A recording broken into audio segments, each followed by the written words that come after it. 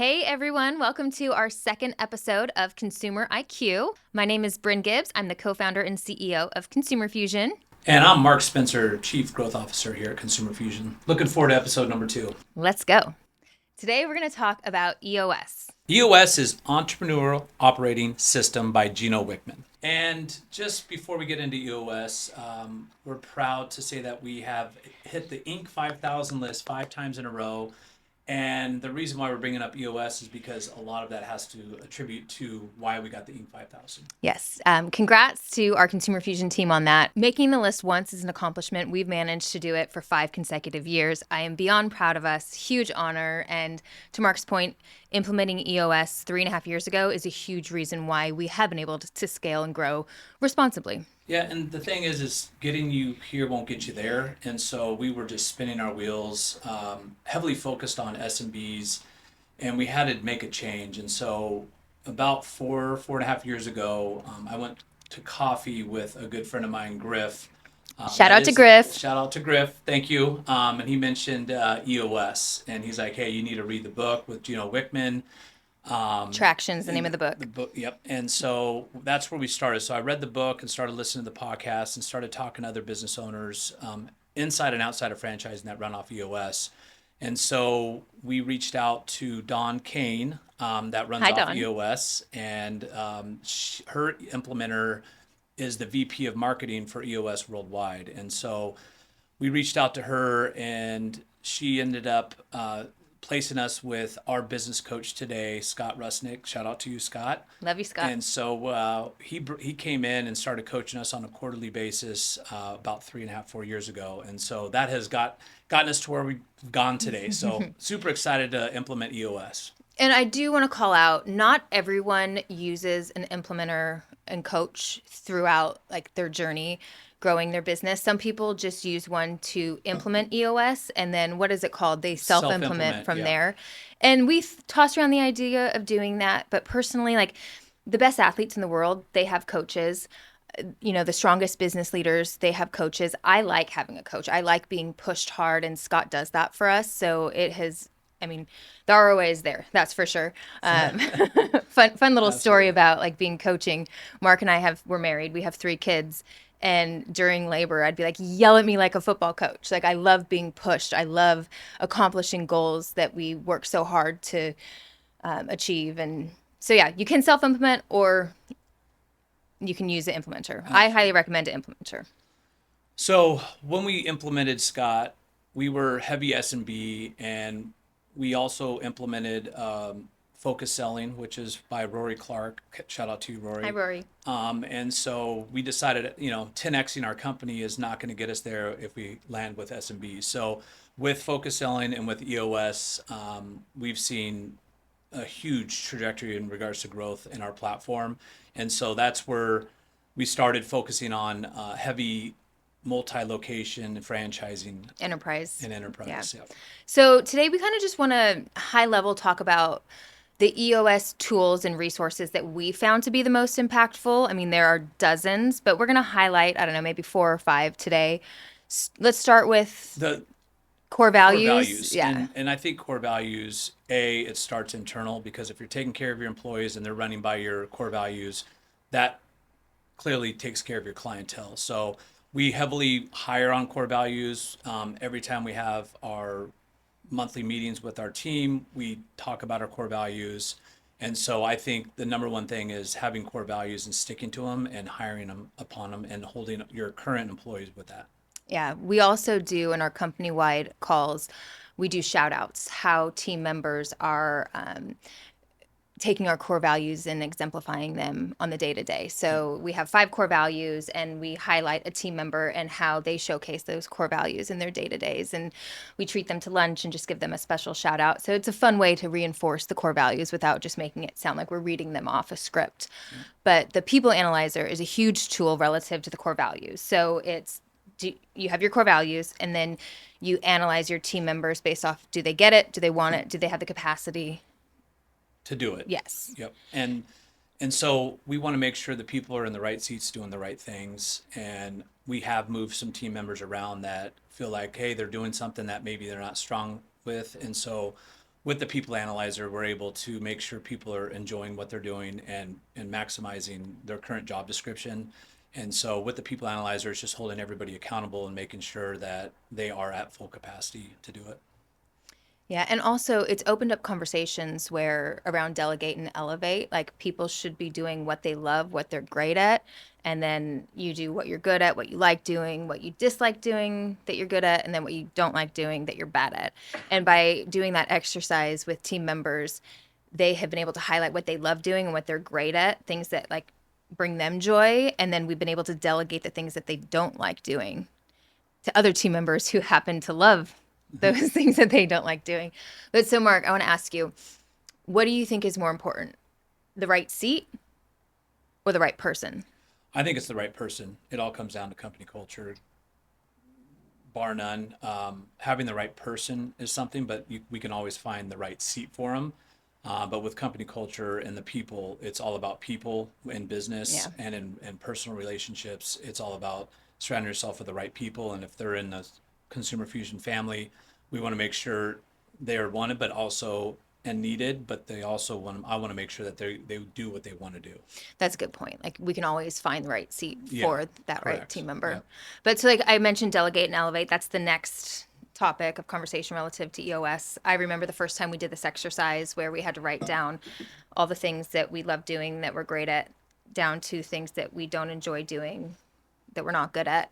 And Mark, I think I was maybe one of the main reasons why you wanted to implement EOS because I was not delegating and I was not elevating our team. But I cannot even begin to explain how proud I am of our entire team. Everyone has evolved and grown with us and taken on more responsibility. Like our team, every department is firing on all cylinders. And I truly think it's because we did delegate and we elevated our team. We've reinvested into our team. Like they know that we believe in them and they are just crushing it.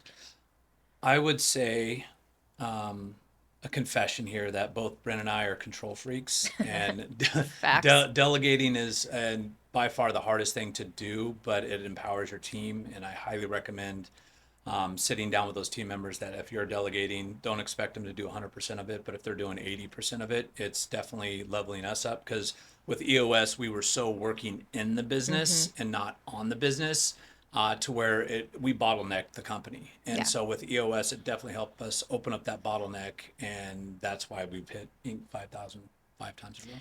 And to Mark's point, like they may not do it to your capacity as a founder, but you can always step back in if there's a fire. Yeah. You got to let them try. You have to believe in your team. Yep. So with the Delegate and Elevate, it's definitely expanded our horizons, and now we're able to work on the business and not in it as much, and do these podcasts. All right, so now we're going to shift to rocks. Oh, rocks. Shout out to our COO, Elisa. She crushes it when it comes to our quarterly rocks. She keeps us all aligned and on pace and holds us all accountable. And we would not have the success and growth that we've accomplished without her. So shout out to you, Elisa. Yeah, Lisa's our integrator, and so she holds the level 10 meetings on a weekly basis, and we're talking about the rocks.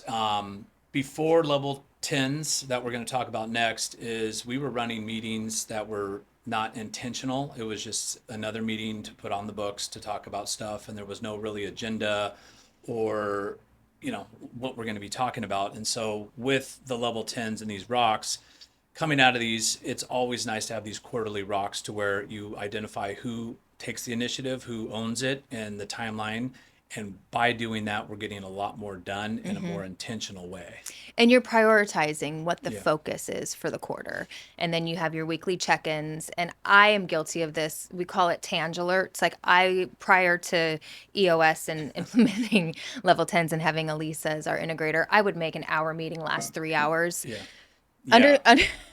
Understanding social styles is another tool. We should do a podcast on social styles, but just high level. We were introduced to social styles, and I unintentionally surrounded myself with what are called analyticals because I'm the opposite. I'm expressive, and I needed people whose strengths were my weaknesses. So like my leadership team outside of Mark, like they're all analyticals, and that's what I need. But being expressive, I had an idea at 2 o'clock in the morning and I'm going to walk into someone's office and I'm going to distract them and talk about my idea and completely disrupt their, day. And I learned like, okay, they want 24 hours notice to be prepared. They want to do research. They want to see data. They don't want me to come in on a whim and be like, hey, guess what? Let's try this today, where that's kind of how Mark and I operate. But it has learned, like we've learned how to approach different team members, also just like even our kids, friends, family members. Like understanding social styles is such a valuable skill set.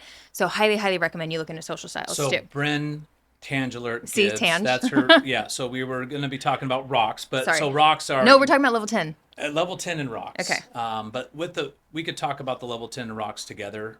With level 10s before EOS, we were just having these meetings on a weekly basis, just discussing all the things, but not actually implementing the rocks and holding people accountable. Yeah. And so with level 10s, we have the agenda of personal and business good news and who's out. And then we go into each department and it's called IDS, identify, discuss, and solve.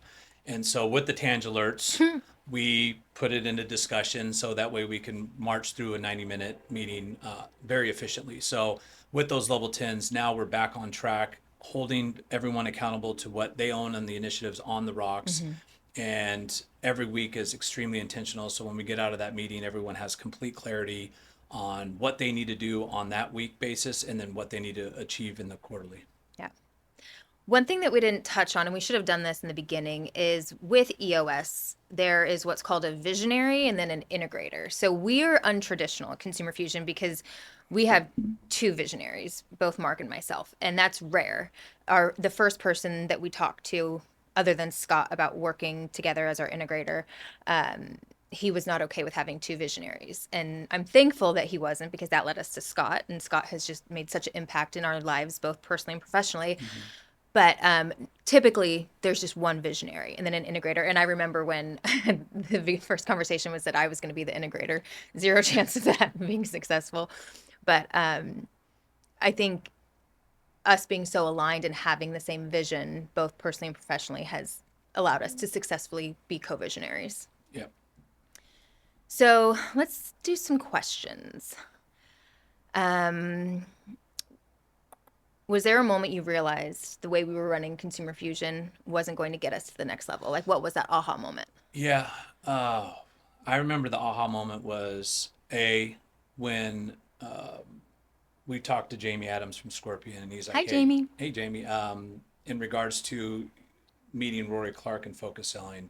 And that really opened our eyes up in regards to taking our company to the next level and going after enterprise and multi-location businesses. And that was our aha moment in regards to implementing focus selling and EOS together, has really propelled us. And that was the aha moment for me. God, that seems like 10 years ago. But also, like, I've attributed so much of our growth and like the Inc. 5,000 5 years in a row to our discipline. Like, we have been so disciplined about reinvesting not just into our platform, but into our team and into ourselves. And like implementing EOS and understanding social styles, working with a business coach. Like, every time you're on the treadmill, you're listening to podcasts and audiobooks. Like, having that discipline has been crucial as well. It's just all about personal growth. I mean, you always have to, once again, coaching and having a business coach to push you, but also personally, I do listen to a lot of podcasts in regards to personal growth, business growth, and what's trending out there and what's going to be happening in the future. So yeah, it's definitely helped out, and I'm really excited about it. All right, a few more questions just to make this kind of fun and spicy. Ooh. What's something you never want me to be responsible for again? Account management. Because you work so in the business with account management and retention, I think our account management team, Shout out to you guys. shout out to you You're guys crushing it. in regards to the account management team, has really taken ownership and really take care of our clients like you took care of them when we started the company. Well, and I do think, because our retention is so strong, and I'm so proud of that. And I get asked often by other business leaders, kind of how we go about that. And it's truly because I genuinely care. Like, our clients have turned into some of my nearest and dearest, greatest friends. And I don't want to do any wrong by them. I want to help support them and help them grow. And I truly think that by leading from the front, our account managers saw that passion that both of us have. Yeah. And like they want to live up to that too. And like I love seeing our account managers, they're all a tight-knit group, they're Yeah. besties, but like the relationships that they're developing with our clients is so special. Well, not only with the clients, but because they became really close friends, they also give great feedback in regards to product development, Yeah. and how we're developing our platform to solve problems and issues that are bottlenecking the marketing team at that brand or whatever. Yeah. So we really lean in on our account management team, but from there they also listen to uh, the the brand's team to give feedback, because that's what's made our platform address a lot of the issues that people are running up against. So, All right, one last question. I'm going to ask you, and then I want you to ask me. What do you think my superpower is at Consumer Fusion? your superpower is personalization. You can walk into a room and become someone's best friend in like half a second. So that's your superpower, both professionally and business wise. I think that's your superpower. What's my weakness? Your weakness is tangent alerts. You know me so well. Okay, so now I'm going to ask you, what do I think your superpower is? What is your superpower? No, your superpower. Oh, my superpower? Okay, yeah. What is my superpower? I mean, obviously your passion is there, but Mark, you are so insanely intelligent. Like you and I both, like, we're playful and silly, but like you see bigger picture before anyone does. And you also remember everything, like down to like what CRM system someone we talked to 10 years ago uses. Like you are just, you pay attention. You're so, so intelligent. You're making me blush. Oh, your biggest weakness. I don't want to go there. There's You're perfect. I love you, there's honey. a long list. I'm sure you have a long list of Nope. it. This Tell is me the what my biggest weakness is. I think you intimidate people because like you're a big guy and I think that you don't realize, and it's just because of your passion. Someone may take it the wrong way. They may take it as you're upset or angry with them, whereas it's more so just your passion. Got it. I'll take that feedback. And how can I help that weakness? Do I not? That's a good question. Maybe like deep breaths before talking so that like the volume is a little bit lower. All right. Noted. All right. Well, so in a nutshell, that is how Consumer Fusion has used EOS social styles to help us grow. And I hope you found value in it. And I highly, highly encourage you to check out EOS. Even if you just read some of the books and listen to some of the podcasts, there's so much value there. I swear I have become such a stronger leader from it. So start with the book Traction. That's the first step if you and when you implement EOS. And then I do highly recommend work with an implementer. They definitely will get you on track and get you where you want to go with your business goals. We'll do a whole nother episode on social styles, but also check out social styles. Thank you for we're done. joining us, episode number Peace. 2.